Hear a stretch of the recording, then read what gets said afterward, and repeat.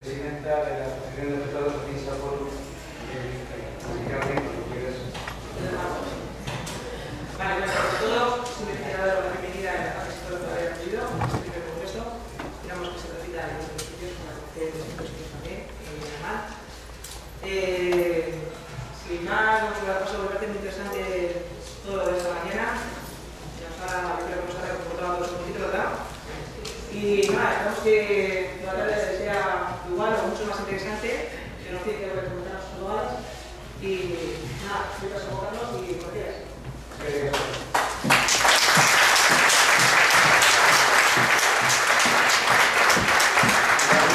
La primera intervención va a ser de Nuria García, del despacho Madrid 1, y lleva los temas de, ya veis, hay un pequeño cambio, y va a intervenir en primer lugar Carmen, pero va a intervenir Nuria. Las intervenciones más o menos van a ser de 15-20 minutos, y una vez que todas las letradas finalice su exposición, haremos el mismo sistema.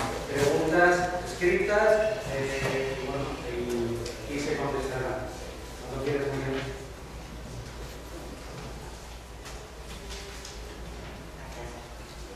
En primer lugar, quiero agradecer a la Federación que nos hayáis invitado a este nuestro primer congreso, y especialmente a la Asociación Bibliotecaria, que ha llevado una organización excepcional de este acto y con nosotros se ha mostrado sujeto y solidario en todo.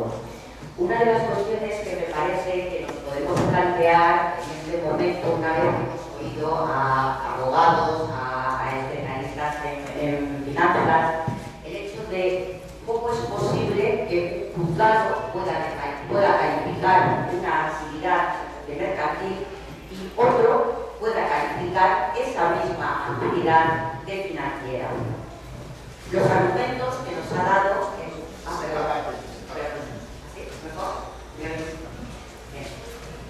nos contaba el hecho de que se haya llevado a cabo una calificación jurídica diferente para la misma actividad de las empresas Pinsa Forum, según que haya llevado a cabo la misma, bien la Audiencia Nacional o bien los juzgados mercantiles.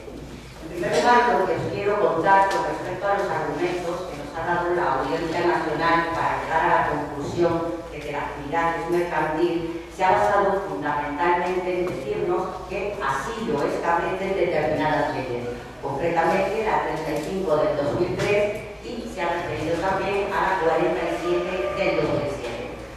En primer lugar, lo que sí quiero contaros es que estas leyes son muy recientes, no resuelven qué es lo que habría pasado con esta actividad, qué calificación se le debería de haber dado con anterioridad a estas fechas. Y, en fin, a mí me parece sinceramente que es un ataque al Estado de Derecho siquiera mencionar la última ley, la del 2007, que el momento en el que las actividades de estas empresas estaban ya suspendidas.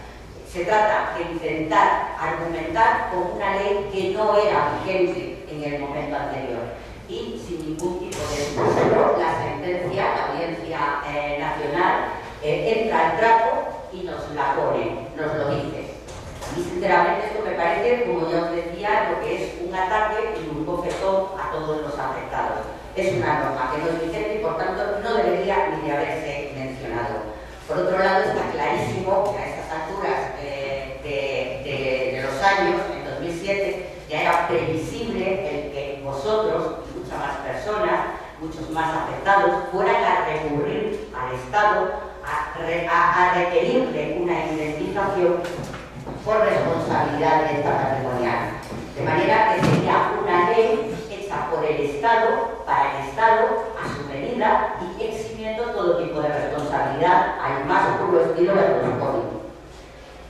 Por otro lado, otra cosa que me llamó la atención en cuanto a los argumentos de mercantilidad de la actividad fue el que no se aplicara el artículo 26 bis de la ley 26 del 88 que entra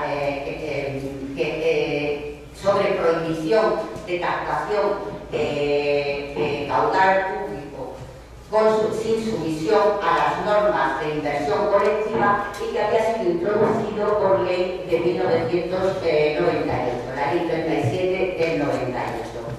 Y esta norma, que podría amparar todos nuestros derechos, se limita a la Audiencia Nacional a decir que este cambio es superfluo. Y como es superfluo, no le gusta y sencillamente no la aplica.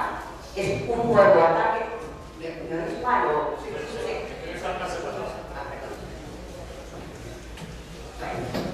Recopilando lo que os decía, es que ese artículo 26 bis, que podría haber sido importante y que sí era vigente, directamente no se vino a aplicar por la Audiencia Nacional, pues como os digo, establecía que era superfluo.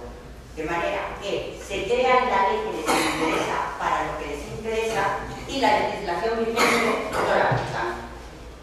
Es un ataque al que es el principio de seguridad jurídica que nos da el sistema de legalidad.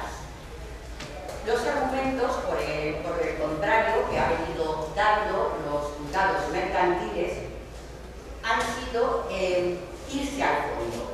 Es decir, estudiar cuál era el fin para los inversores, para nosotros, y qué fin perseguían las empresas con sus contratos.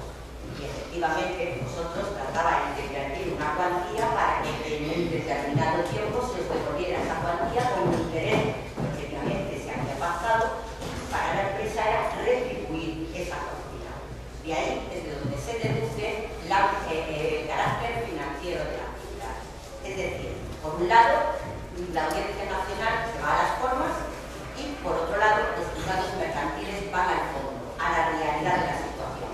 Y es esa diferencia interpretativa la que da lugar a estas sentencias dispares en cuanto a la calificación de actividad.